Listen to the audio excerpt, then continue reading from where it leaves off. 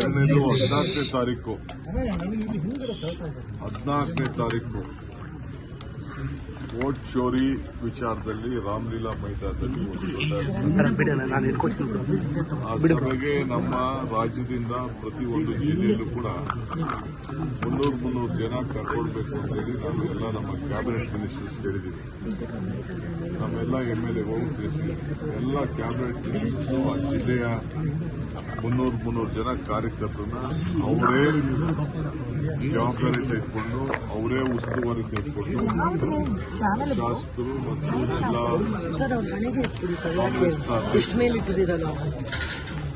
ಜಿಲ್ಲಾ ಕಾಂಗ್ರೆಸ್ನ ಅಧ್ಯಕ್ಷರು ನೇತೃತ್ವದಲ್ಲಿ ವೋಟ್ ಚೋರಿ, ಯಾಕೆಂದರೆ ನಮ್ಮಿಂದಲೇ ವೋಟ್ ಚೋರಿ ಪ್ರಾರಂಭ ಆಗಿದ್ದು, ನಮ್ಮಿಂದಲೇ ವೋಟ್ ಚೋರಿಗೆ ಈ ದೇಶದಲ್ಲೇ ಒಂದು ದೊಡ್ಡ ಆಂದೋಲನ ನಡೀತಾ ಇರೋದು.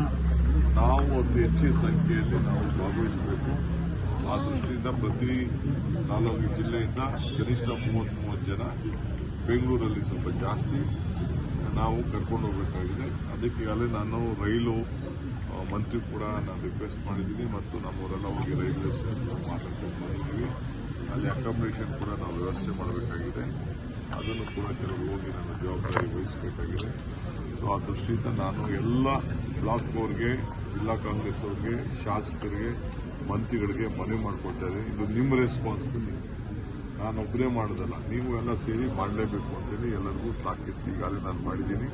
ಮೊನ್ನೆ ನಾನು ಚೀಫ್ ಮಿನಿಸ್ಟರ್ ಇದ್ದರೂ ಕೂಡ ಎಲ್ಲರಿಗೂ ಕೂಡ ಸಂದೇಶವನ್ನು ಕೂಡ ಕಳಿಸ್ತೀವಿ.